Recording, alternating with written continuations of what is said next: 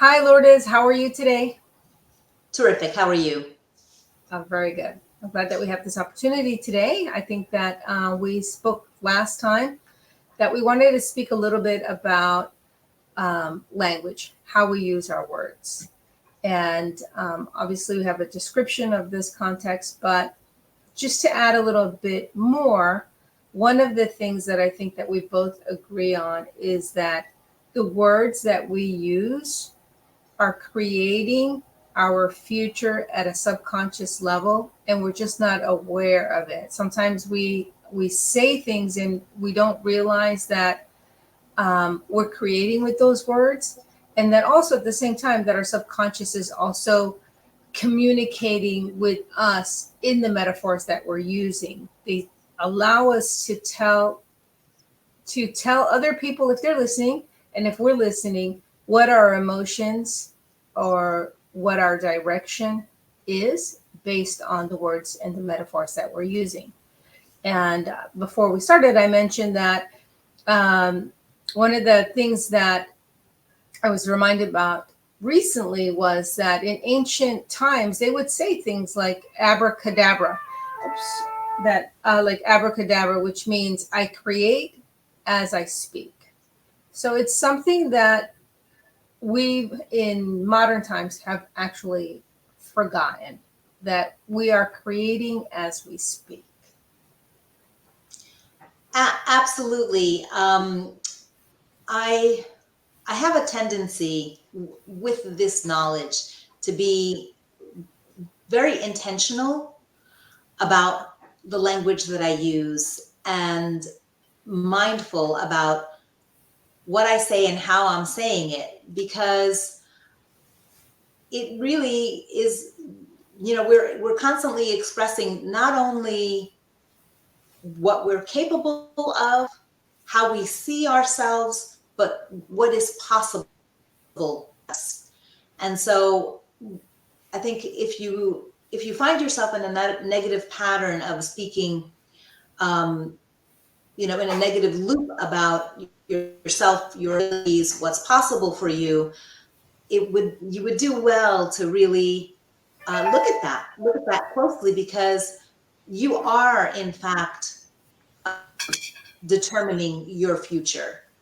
So just like you said, it's on two levels, the subconscious, but also, if you believe that you can't do something, then you're not even going to try. Right. And or you're not even going to try, or you're going to half try. You're not going to be 100% in your attempt. Yeah, right. Yeah, you might half try, or you might not try at all, or half-heartedly. Yeah, good one. As opposed to wholeheartedly, right? And if I believe, for example, I didn't learn how to ride a bike until I was 29 years old. When I was a child, I was afraid of getting hurt. I was probably given some biking lessons as a child by an older sibling, but I'm sure bike is going to happen. You're going to fall. You're going to get hurt. I got scraped up, and I made a decision that I could not learn how to ride a bike, and I didn't want to get hurt. Right. This was not something I was willing to do. But fast forward, when I was 29 years old, I was really motivated to learn how to ride a bike, and I was determined and believed that I could do it. But previous to that, I really didn't have that belief. And I was kind of keeping that alive, the negative belief that I can't learn how to ride a bike, by that repetition of thought and belief in the I can't. Right. All right. And so and I know that you'll correct me, or add more to this, but with mindfulness, you start to notice not just what you're saying to other people, but you really start to notice what you're saying to yourself, and start to question how you are treating yourself by the words that you are using. And so sometimes people go into that negative loop where it can be a negative loop inside. And before you can manifest outside in your world, and manifest, I mean, before you can get up and brush your teeth, that's manifestation. Before you take any action, action is manifestation. There's a part of you that speaks to you, or that you can hear the thoughts in your head, and we're not our thoughts. And by not being our thoughts, we can control our thoughts. And once we master our thoughts, which again is something that mindfulness teaches you, to master your thinking, you can navigate to a different destination. As instead of going down the path where you're limiting yourself, you go onto a path where you begin to discover and explore your true power, which is your true potential. Beautifully said. Absolutely agree. Yes. The first step is awareness. How am I speaking to myself? How am I speaking in general? What is my narrative? Because if you have a negative, self-defeating narrative, then that's going to keep you stuck in a box of your own defining with that negative narrative. Right. And I think that sometimes people think, oh, I'm okay. I'm a reasonable person, or I'm generally happy, or I'm a positive person. And I think that we sometimes overestimate how we are, and we don't take a closer look and say, am I happy? What are the thoughts in my head most of the time? Are they encouraging thoughts to me and others? Or are they judgment and criticism? Is there anxiety? Is there perfectionism? What is the self-talk that you're doing? Are you hiding shame? Do you fear vulnerability? Do you feel guilt? These are the things that are the constraints that hold us back to our full potential.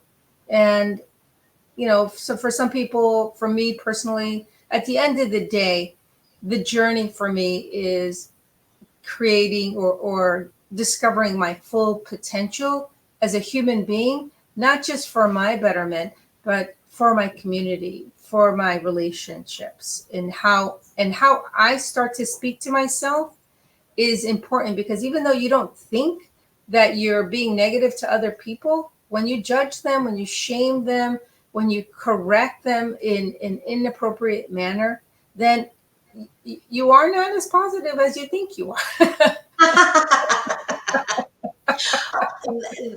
And additionally, like how I speak to myself will determine how good I feel about myself and my circumstances, right? If I have a self-limiting language, then I may be in more of a negative, pessimistic mood. That travels with me, right? Yes. Into all of my relationships and interactions. So, what I bring to the fore at any point in the day is going to be partially determined by what's going on in my head.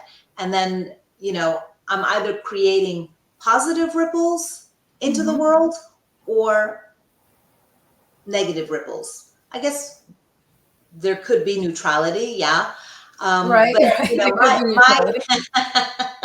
But my goal is to be a force for good and to create positive ripples out into the world that grow and expand in other people's lives. Right. And I think that, as you stated before, the first step to changing our thoughts, to improving our outlook, is to start with awareness. And then I would say, add on gratitude, right? Shift to the gratitude, because that allows you to expand in a way where your heart opens. Well, practicing gratitude is my go-to. I have a daily practice, Right. and if I notice myself, going down a negative path, or just being burdened by circumstances and challenges in life, Mm-hmm. I intentionally will look for what in this can I be Mm-hmm. grateful for. Right. What can I be grateful for? And it may be very related to what I'm dealing with, or it may be outside of that. But Mm-hmm.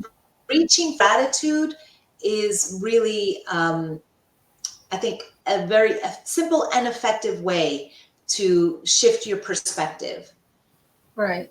Right. No, definitely. Definitely. And, things that, that I recommend that people look at is, are you judging a lot of circumstances?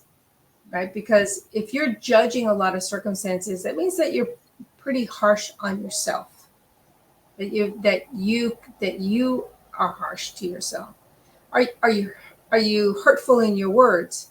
If you're hurtful in your words on the exterior, that means that you probably have some hurt, some sadness, some grief potentially, or a grievedness, and that you haven't been able to overcome. And perhaps, you need some more self-compassion or some self-forgiveness. And I think that as you start to notice how you are with other people, you should know that it's a reflection of how you are inside as well.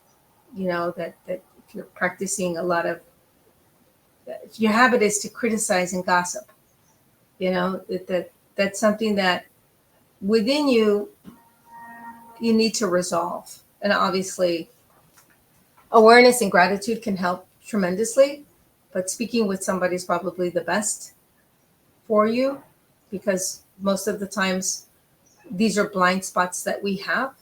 They're not, like, we don't always notice that we're doing it. Yeah, and I think you said something really important in terms of, the way that people, their outward behavior towards others is a reflection of their inward behavior towards themselves. Mm-hmm. And so for people dealing with others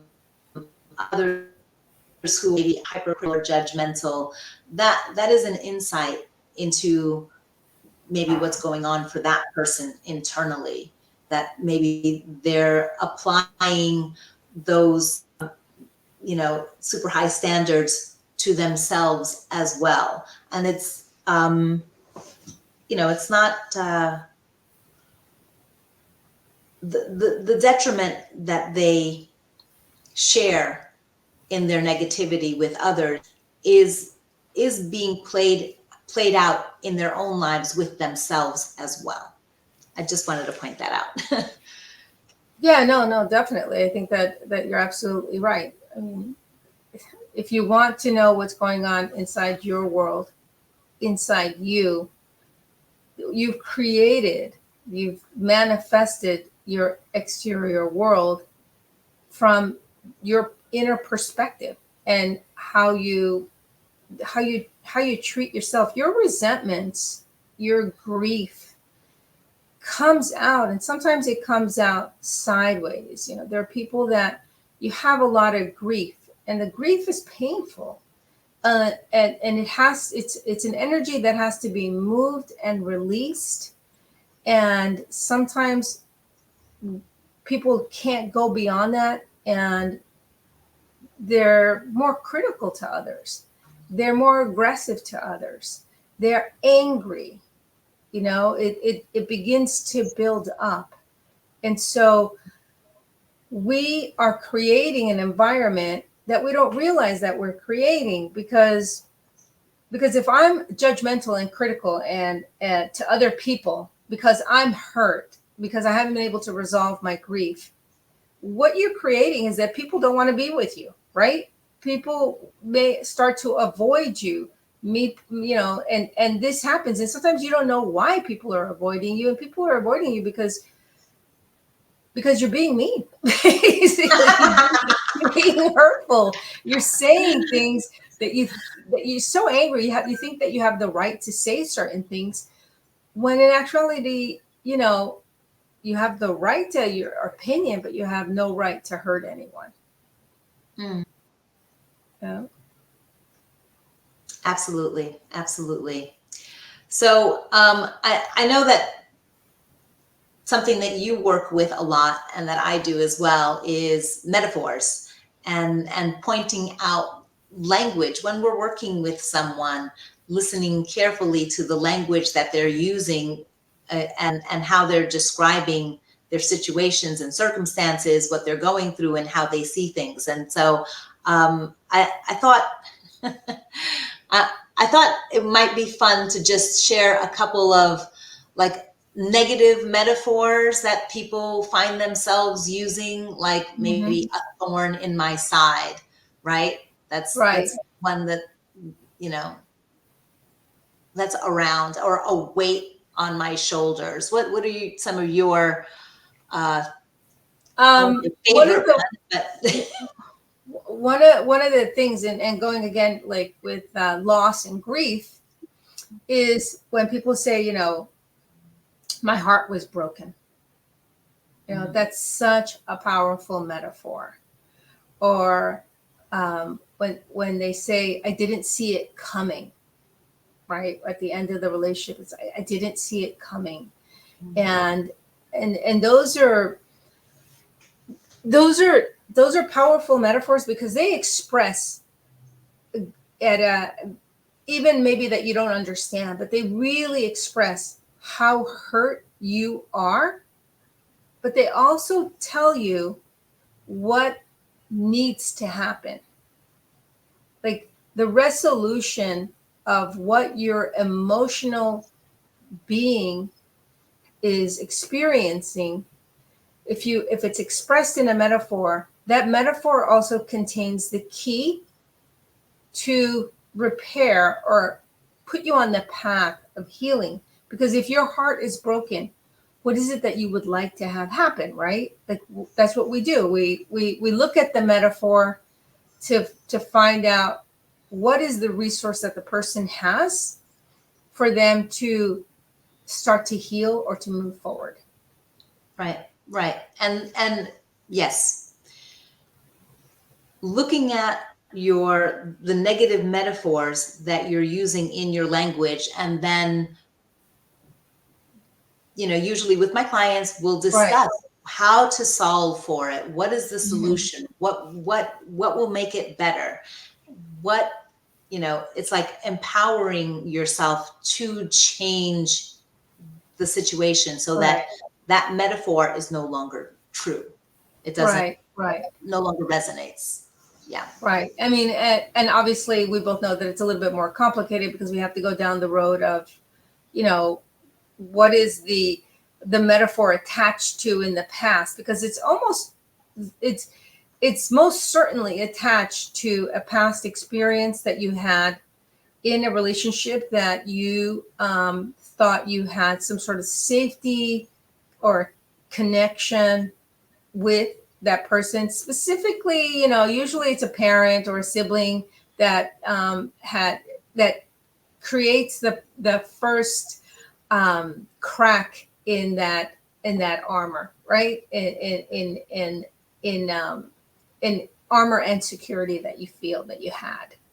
And so it's always rooted in something in the past. And so I know that we always go back to, and not to relive the entire thing, but just to find out, what's the root of this? Because when you solve that metaphor, you can solve the root of this, so that it's no longer a trigger, right? So I know we both do the same thing, but just so people have an understanding, we can simplify it, but it is a little bit more complex, and it's not something that most people can do, by themselves, because again, it's a blind spot. Yeah. What other metaphors do you like? On the positive side, a tonic for my soul. Oh, I like that one. I really like that one. Yeah. Wow. Um, A you are my feather in my sunshine. cap. Hey, Oh, how say about that again. you are my sunshine? Ah, yes. Yeah, you are my sunshine. Yeah. Yeah. Yeah. Yeah. And uplifting, a breath of fresh air. Mm-hmm. There's that song, Wind Beneath My Oh Wings, right? yeah, right. The wind beneath my wings. I love that song. I always cry when I hear that song. Yeah, the Yeah. wind beneath my wings. It's Yeah. such a strong metaphor because to me it's just like, talk about really feeling the love and support of someone or something, right? I that's one of my favorite things. Yeah. The wind Yeah. beneath my wings. Yeah. Wow. Well, I think we're at time together. I think we are, Wrap it up here. right? Thanks And for being a guiding star. oh, thank you for always being a ray of hope, Lou.